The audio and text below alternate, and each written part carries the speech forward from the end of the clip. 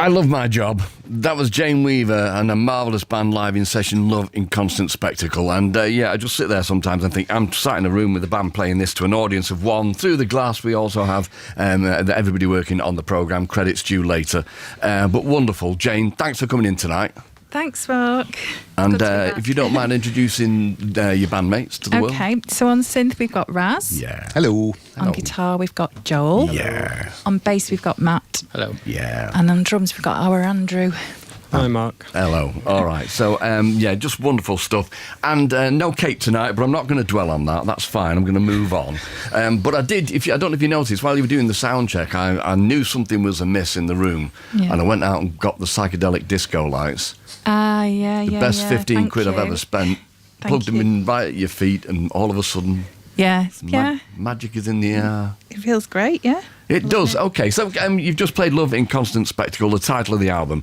Can you tell me what the phrase means? Not really. I mean, it just means kind of love in loads of different ways and, constantly changing or whatever, so... Well, that's a cliche, is it? The Inuit have maybe 20 different words for love. Yeah, I suppose you could say that, Mark. Yes. Well, you can use that in future if you want.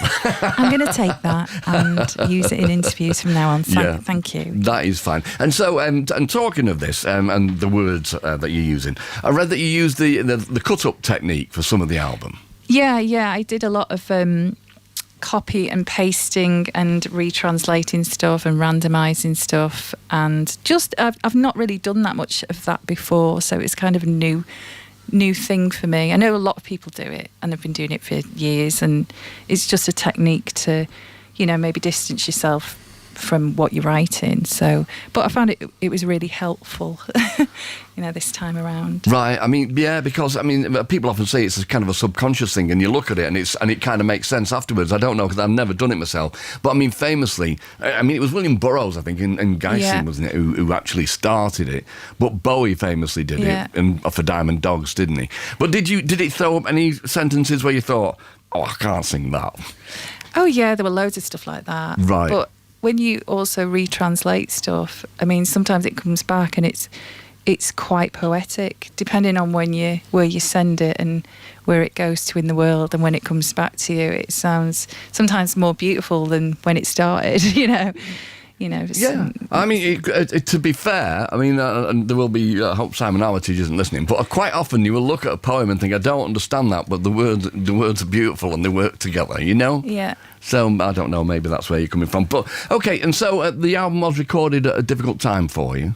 Yeah, yes. Well, when I was writing the album alongside that, and when we were away in America touring, my dad unfortunately was seriously ill, so there were lots of serious, sad things going on, and trying to write and trying to record and trying to gig and etc. Still trying to look after my family and yet, lots of sad things going on. It's what a lot of people have to go through and still maintain, a life while something sad is going on alongside parallel. So that's what was happening. Yeah, of course. If to be slightly simplistic about it, if you're going through something like that, which everybody goes through something like that at some point in their life. But if you're a welder, it's probably not cathartic to go and weld bits of cars together. I'm not being flippant about it, no. But being a musician does give you at least an outlet to be able to kind of deal with it. Yeah, and I think that's probably why I was trying to randomise my words as well, because I didn't want to write something that sounded like it was directly from me. I just wanted to kind of distance myself from it and just, throw it up into the air and see what landed, although I knew it was going to be a more emotional record than the last records, say, which were perhaps more conceptual or, pop records. So, yeah. And you also chose to work with John Parrish, who, of course, why wouldn't you? But was there one record of John's particular that you thought, hang on, I think this is the guy? Well, I've always been a fan of John since, is it Dance Hall at Louse Point, him and PJ Harvey's collaboration, and also his solo work as well. And then in recent years, obviously, he's worked with Dry Cleaning and also his soundtrack work as well. So I actually got in touch with him about studios in kind of Bristol in the southwest, because I wanted to just do something away from Manchester. And I did drop into conversation. Obviously, John, I'd jump at the chance to work with you, and he had a bit of space. So he was like, yeah, let's do it. So it worked out really well.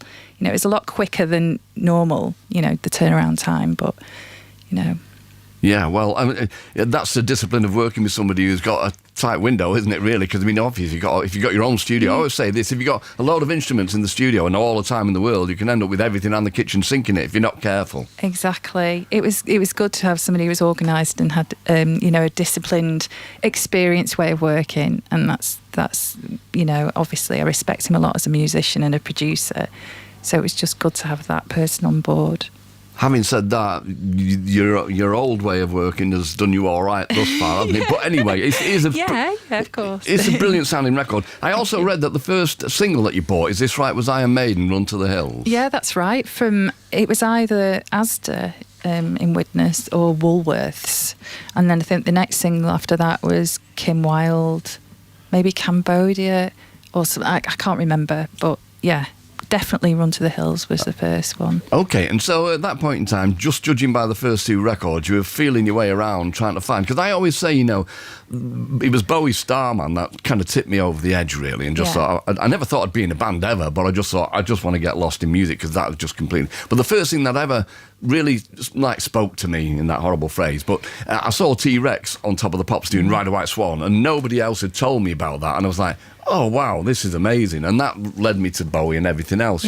What was the record that did that for you? Was it Run to the Hills or Cambodia? No, I think Kate Bush, a lot of people say, but in Top of the Pops in the 70s, her album The Kick Inside was the first album I got on cassette one Christmas. Right. But I really wanted it because I was just really enamoured with her, and it's like, who's this cool person?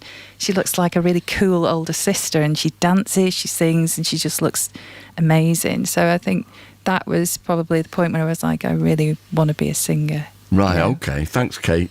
Yeah.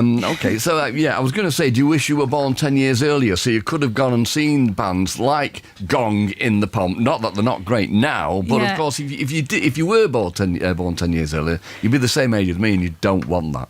But I do love all that music. I do, all that kind of Gong or living in a chateau together in France. It's just like, I just love to do something like that. Well, you live in a chateau in Chorlton, don't you? Is that right? No, I live in Marple Bridge. You live in Marple Bridge now, don't you? Of course you do. Full of chateaus up there, isn't it? Right, okay. And so we've got your tour dates here. So the 18th of April, looming large then, the Brudenell in Leeds. The 19th, Trinity Centre in Bristol. 20th will be the Arts Club in Liverpool. 21st, Castle and Falcon, Birmingham.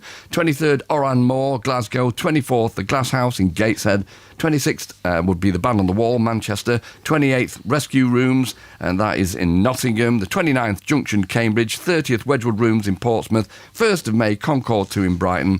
2nd of May, the Scala in London. And then you've got the 9th, Whelan's in Dublin. The 10th would be Galway. The 11th, Limerick. The 12th, Ulster Sports Bar in Belfast. You're also playing the Bearded Theory Festival in Derbyshire between the 23rd and 26th of May. Yeah. Great, okay. Well, you're going to do two more tunes for us now, with a tiny, tiny gap in the middle, Andrew, is what we're talking about. I've got it. He's got it, hasn't he? Of course he has. You've been here enough. You all have, and I really thank you for coming in and being so great for us. So, Jane, what are the next two tunes you're going to do for us? So we're going to do Perfect Storm first, followed by Universe. Fabulous, thank you.